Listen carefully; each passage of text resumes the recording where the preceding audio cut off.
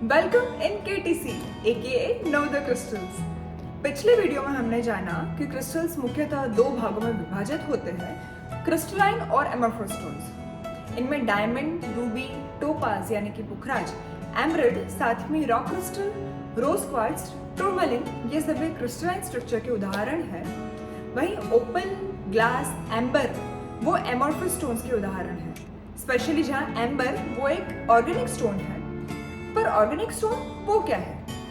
Organic stone मतलब कि ऐसे स्टोन्स जो कि जिंदा जीव जंतु, पेड़ आदि में से बनते हो, जैसे कि मोती, कोरल, हाथीदांत, नागमणि, रुद्राक्ष एक्सेट्रा।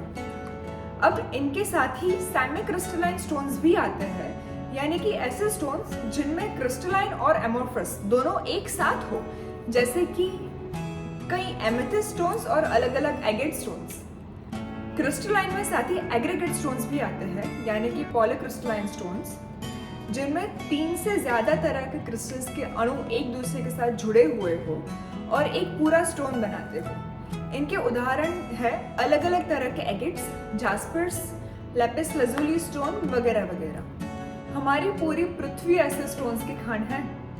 हमारी पृथ्वी में से ऐसे भी मटेरियल निकलते हैं जिसमें से रेडियो एक्टिव वेव्स यानी कि रेडिएशंस निकलते हैं, और उन स्टोन्स को, वो मटेरियल को रेडियो एक्टिव मटेरियल बोलते हैं। उसी तरह से ये जितने भी स्टोन्स हैं, crystalline, semi crystalline, aggregate, amorphous, ये सभी में से पर्टिकुलर रेडिएशंस निकलते हैं, पर वो सभी हीलिंग सपोर्टिव रेडिएशंस होते हैं, जिससे अलग अलग तरह का हीलिंग किया जा सके। हमारी पूरी पृथ्वी कई स्टोन्स की खंड है, और हमने जाना वैसे ये सभी स्टोन्स में से पर्टिकुलर हीलिंग सपोर्टिव रेडिएशंस निकलते हैं। अब अमृतम रेकी योग थेराप्यूटिक क्रिस्टल म्यूजियम में क्रिस्टलाइन, सेमी क्रिस्टलाइन, एग्रीगेट्स और एमोर्फस सभी तरह के स्टोन्स हैं। कई स्टोन्स उनकी रफ यानी कि रॉ फॉर्म में है, और कई सारे प्रॉपर शेप्स और साइज में कट और पॉलिश किए हुए हैं। इन सभी में से हीलिंग सपोर्टिव रेडिएशंस निकलते हैं, पर वो उनके केमिकल फॉर्मूला और मॉलिक्यूलर बॉन्डिंग की वजह से अलग अलग जगहों पर अलग अलग तरह के इफेक्ट देते हैं।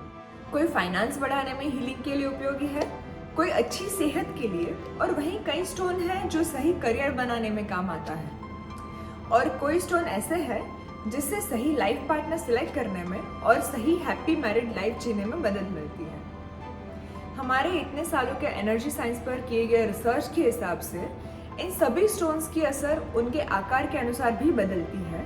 आकार विज्ञान यानी कि मॉर्फोलॉजी और जियोमेट्री के अनुसार इन जेमस्टोन्स में से उनके शेप और साइज चेंज होते ही उनमें से निकलने वाले रेडिएशंस की इफेक्ट बदल जाती है, और इसी की वजह से उसका ऊर्जात्मक रूप में अलग अलग प्रॉब्लम्स के सॉल्यूशन के लिए यूज हो सकता है। यहाँ हमारे थेराप्यूटिक क्रिस्टल म्यूजियम में इन सभी स्टोन्स को पॉजिटिव ऊर्जा और रेकी से लाइफ टाइम के लिए चार्ज किया जाता है, जिससे ये स्टोन्स में से निकलने वाले हीलिंग सपोर्टिव रेडिएशंस यानी कि ऊर्जा को मैग्नीफाई करके उसका सकारात्मक ऊर्जा के तौर पर और पॉजिटिव रिजल्ट्स पाने के लिए उपयोग किया जा सके। लेकिन जैसे खाना स्वादिष्ट बनाने के लिए उसमें सही इंग्रेडिएंट सही मात्रा में होने ज़रूरी है, वैसे ही कोई भी प्रॉब्लम के सॉल्यूशन के लिए और सकारात्मक यूज़ के लिए इन स्टोन्स का सही और सिस्टमैटिक नॉलेज होना भी ज़रूरी है, वरना ये दो धारी तलवार भी बन सकते हैं। पर वो कैसे और सिस्टमैटिक पॉजिटिव यूज़ कैसे हो सकता है, वो जानेंगे हम अगले मंगलवार को नेक्स्ट वीडियो में। तब तक के लिए हमारे साथ जुड़े रहिए। नमस्ते।